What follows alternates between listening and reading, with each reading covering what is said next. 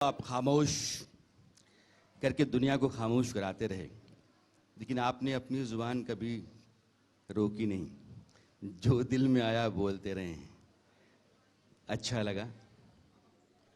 देखिए, मैं एक तो आपका ममनून हूँ, शुक्रगुजार हूँ कि आप इतने अच्छे से अपने इस अकीदत के साथ, प्यार के साथ आपने हमारा खैर मकदम किया, स्वागत किया।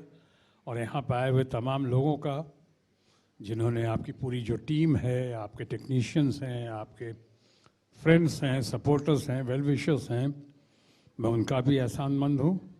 और साथ ही साथ कार्तिकेय शर्मा जी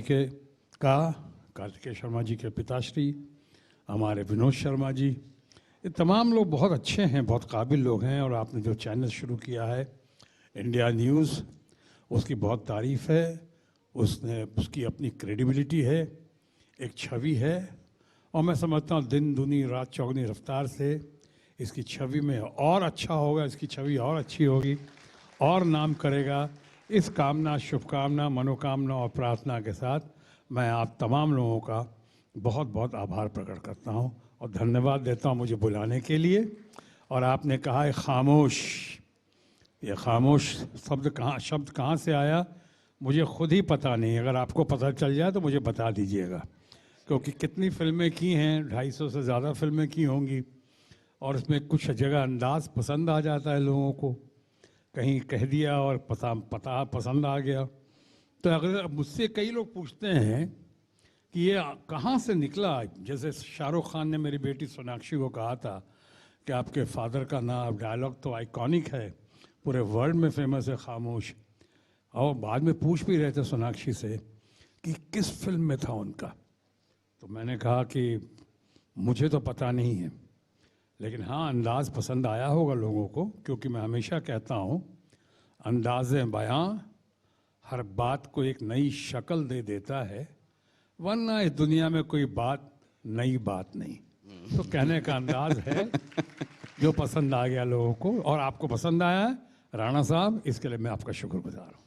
सर, इस महीने आपका जन्मदिन भी आता है जो गुजरा है। उम्र बड़ी ज़बरदस्त तरीके से आग खड़ी हुई है, 7-7। खामोश।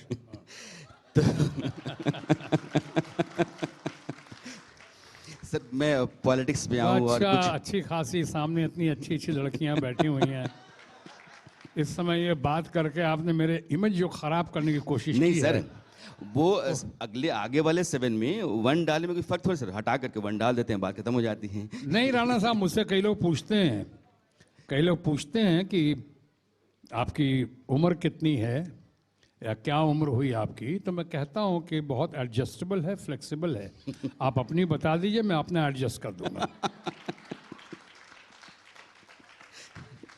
सर, कुछ बड़े सवालों पर आऊँ, चूँकि हिंदुस्तान की राजनीति और सिनेमा, इन दोनों में बहुत कम ऐसे लोग हैं जिनके पास इतना नाम है, इतनी शोहरत है, ऐसा मकाम है, इतनी इज्जत है जैसी आपके पास है। पलट करके आप देखते हैं तो बहुत सारे आपकी मंजिलें नजर आती होंगी। जीवन में वैसे कौन कौन से बड़े फैसले रहे जिन पर आपको हमेशा नाज रहता है? जिस पे मुझे नाज है जी।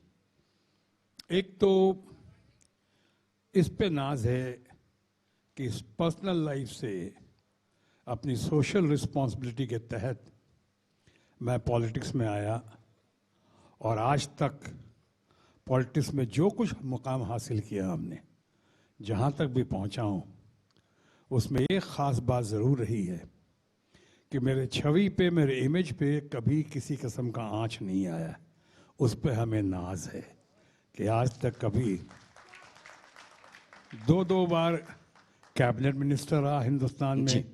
भारतीय फिल्म जगत से पहली बार कोई इंसान जो है पर्सनैलिटी इन टोटैलिटी, पहली बार फुल फ्लेजेड कैबिनेट मिनिस्टर बना, cabinet minister of health and family welfare, फिर कैबिनेट मिनिस्टर ऑफ शिपिंग। इतने साल राजनीति में भी रहा, बहुत मुकाम, बहुत आजमाइश हुई, लेकिन आज तक कभी भी किसी किस्म का एलिगेशन, आरोप या कोई करप्शन का चार्ज नहीं लगा है। शायद यही बात है कि आज तक खुशकिस्मत हूँ, फॉर्चुनेट हूँ, कभी तक ईडी या इनकम टैक्स या सीबीआई की कृपा दृष्टि मुझ पे नहीं हुई है। इस पे नाज है कि मैं आज जो एंटी टोबैको कैंपेन करता हूँ जी। और कैंसर अवेयरनेस प्रोग्राम करता हूँ, कोशिश करता हूँ कि लोगों को तंबाकू से मुक्ति दिलाऊं। उसमें मैं खुद जो एक ज़माने में सिगरेट पीता था और अपने सिगरेट के स्टाइल के लिए बहुत मशहूर था या बदनाम था, बिल्कुल। और मैं सिगरेट मैंने छोड़ दी। ये अचीवमेंट है, ये नाज है, और बगैर किसी चीज़ के। उसके बदले में कोई गुटखा नहीं, कोई जर्दा नहीं, कोई दूसरी दूसरा हैबिट विकल्प नहीं, नहीं। कुछ नहीं। और यूं ही अपने डिटर्मिनेशन और अपने संकल्प के साथ मैंने वो तंबाकू छोड़ दिया, बिल्कुल। और आज मैं एंटी टोबैको कैंपेन करता हूँ पूरे दुनिया में।